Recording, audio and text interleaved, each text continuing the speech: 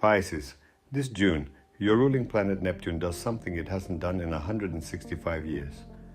While everyone's watching the lions, an ocean catches fire in your life. And today, we'll break down how to turn this rarest of flames into real money instead of ash. So, pour yourself something warm and let's walk through June together. Slowly.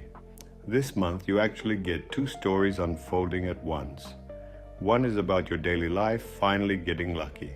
The other is about that burning ocean, your own planet, doing something it hasn't done in over a century and a half. The first story, your luck comes down to Earth for a full year. Starting June 29th, your fortune is about to grow in the most unglamorous, most overlooked corner of your life. Your work, your health, your daily routine.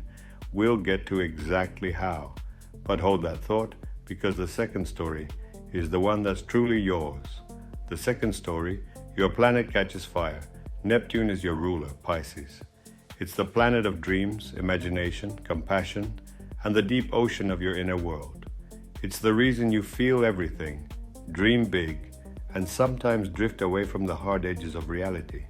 And right now, for the first time in 165 years, Neptune is moving through Aries, the sign of fire. Picture that, a burning ocean, water that has caught flame.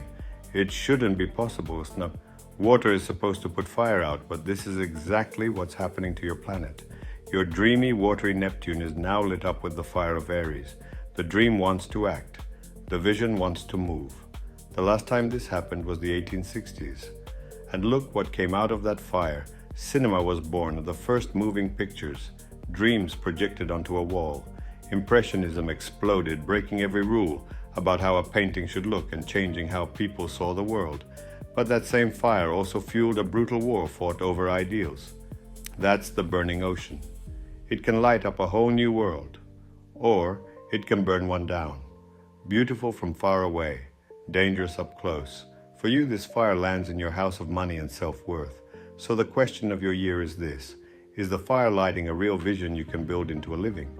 Or is it lighting an illusion you're about to chase off a cliff? A burning ocean is stunning. Just make sure you know what's underneath it before you dive in. That's the deep current of your whole year. But a fire this big needs handling, so it warms you instead of burning you.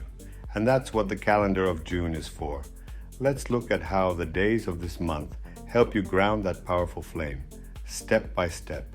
Early June, on June 1st, Mercury moves into Cancer, lighting up your fifth house of joy, creativity, and romance. For about 3 weeks, your mind turns playful and warm. You'll want to make things, flirt, create, follow what delights you. Then on June 8th, the last quarter moon lands in Pisces, your own sign. A personal reset, a moment to release something you've been carrying in your own skin. An old mood, a tired story about who you are. Let the moon do its quiet work. Mid-June. On June 12th, Uranus stirs your fourth house of home, family, and roots.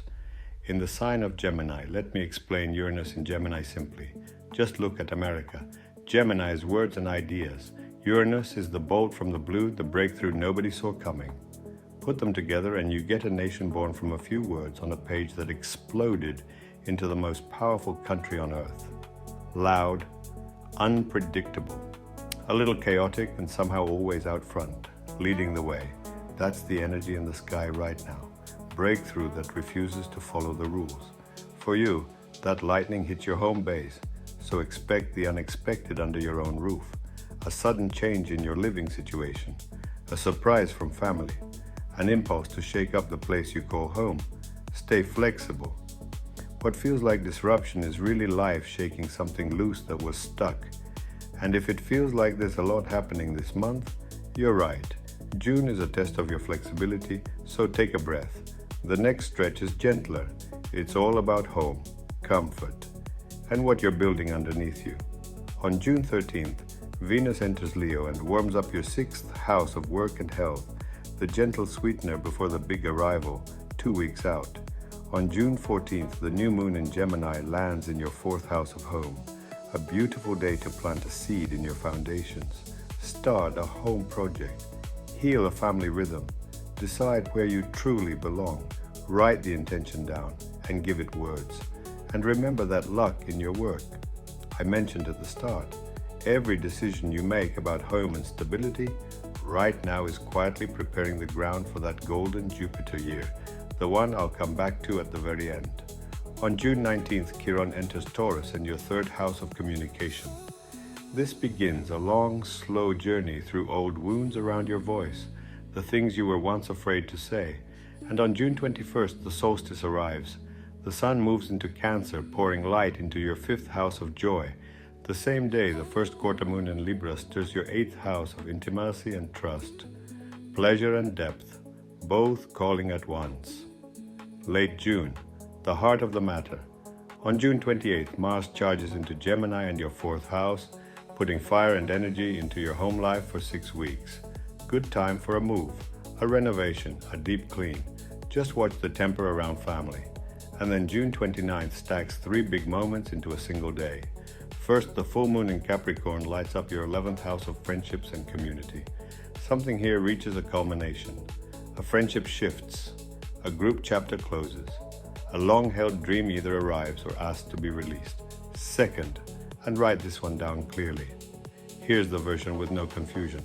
Mercury moves forward, direct, through almost all of June.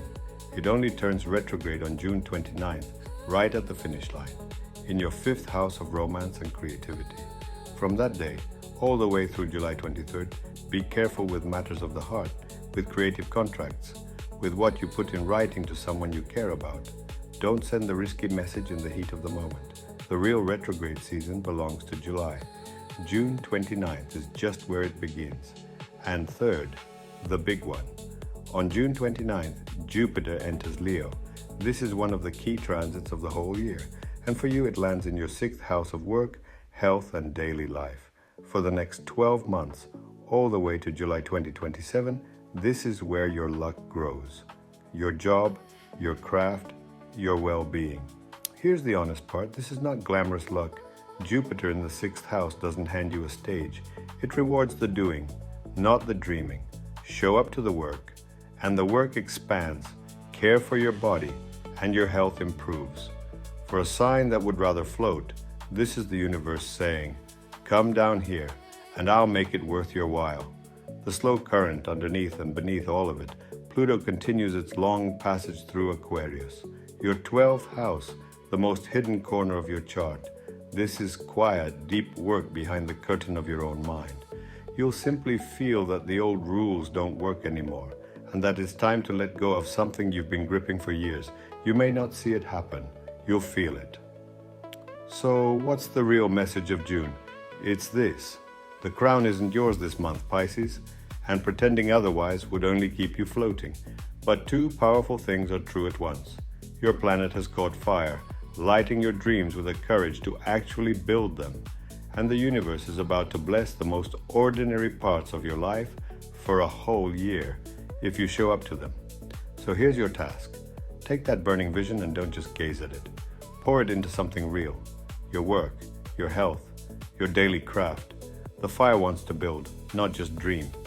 And the magic you're always reaching for up in the clouds, this year, it's waiting for you right here on the ground, in the ordinary work of your own 2 hands.